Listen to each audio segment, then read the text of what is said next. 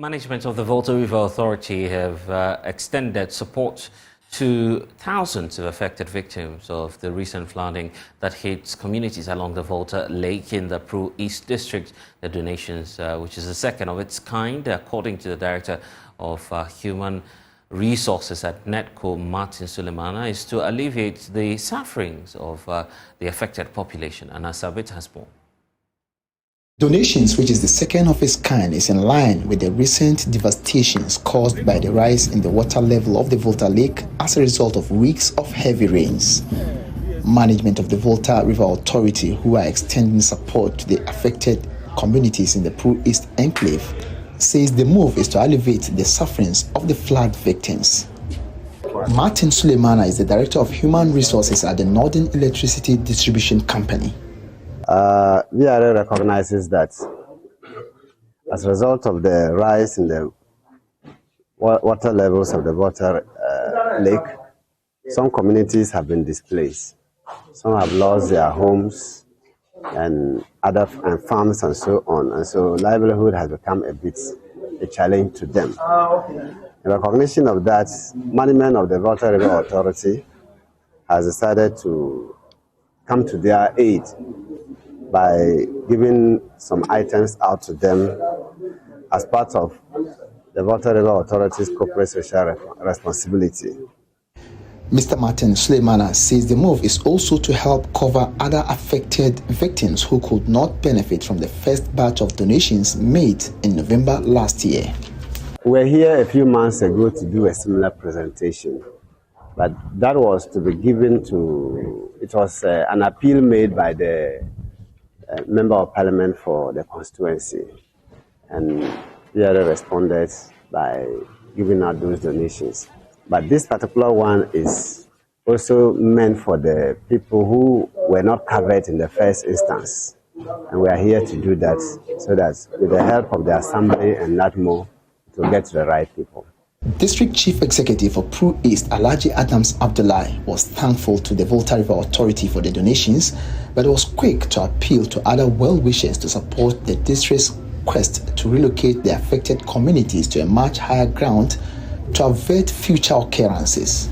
Indeed, life cannot be the same as it used to be with my people who have been affected by this flooding. It's very clear. So for the VRA to come to our aid in this regard, I think it is more than a welcoming news, to say the least. So we are grateful to what they have done. So this will go a long way to sort of mitigate the suffering of my people who are indeed affected. Yes, but we are also appealing to the well-wishers who are looking at us at this time to also come to our aid with these roofing materials, because we are going to resettle these people. Deputy District Director of the National Disaster Management Organization, Mavis Ayure, says the affected communities are willing to relocate but have no suitable place to go to. She therefore appealed for more aid to help provide relief to the people. What I will tell companies, individuals, and NGOs that should know that people are suffering. And if they are able to help, it will go a long way. Their money, whatever they will support, it will not go in vain. They should help the people. They are in need. They should help. The items provided includes 300 bags of rice, 60 bags of sugar, 120 packs of mackerel, 180 liters of oil, amongst others. Anna Sabit, Joy News, Yeji. And now a senior lecturer at the SD Dombo University of Business and Integrated Development Studies, Dr. George Derry, is sad about the lack of concrete plans for the youth involvement in the governance of this country. Speaking at a youth summit in Wa, Dr. Derry cautioned the potential explosion of youth unemployment, warning that it could become a ticking time bomb if left unattended. Join News' Upper West Regional correspondent Rafiq Salam now reports. The Youth Summit, codenamed Igniting Dreams, was organized by the Coalition for Positive Impact, CPI, with the goal of empowering young entrepreneurs in the 5 regions of northern Ghana. Launched in 2019, the summit is a proper entrepreneurship development project that provides startup capital and critical support to aspiring entrepreneurs in underserved regions. This year's summit gathered participants from the 5 regions of northern Ghana and beyond, comprising of entrepreneurs, investors, government representatives, thought leaders, policymakers, and international development partners.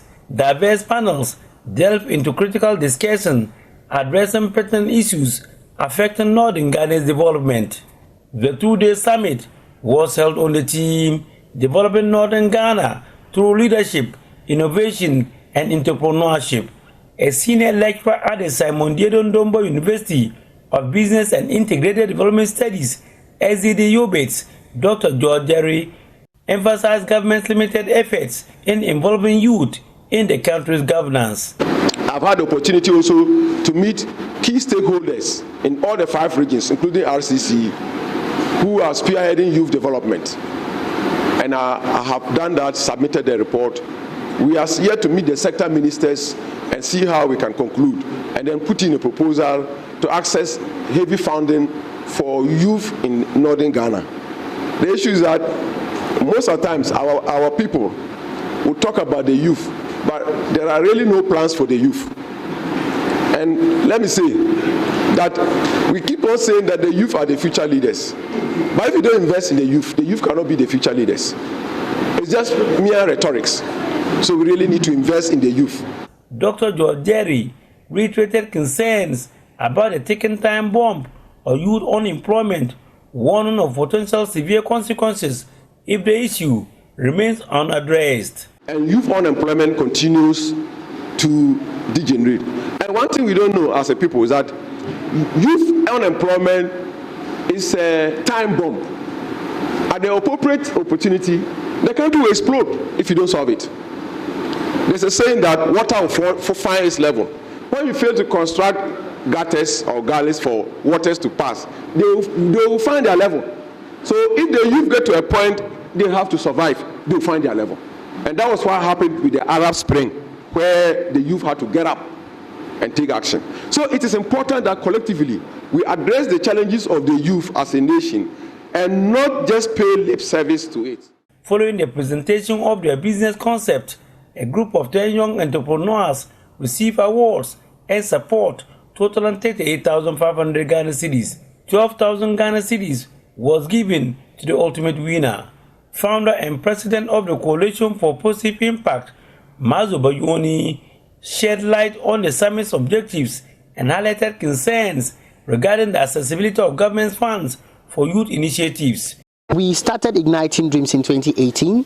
At the time, we're all 3 university students, and the fundamental reason for us was that we wanted to address 2 key issues: poverty and youth unemployment. Because when you are able to provide economic opportunities for people, you are able to solve a lot of problems, including lack of access to quality education, lack of access to good drinking water, and even lack of access to quality health care. So these issues were very personal to us, especially because we are from northern Ghana, and we just took it upon ourselves to try and address these issues by going in the direction of young entrepreneurs. Because if you look at the historical antecedents, it's also evident that before before colonial time, northern Ghana was relatively more developed than southern Ghana. And how did we achieve that? It was through trade and economic activities, and we want to revamp that economic activity in northern Ghana. Reporting for Joy News, Rafik Salam. Wow.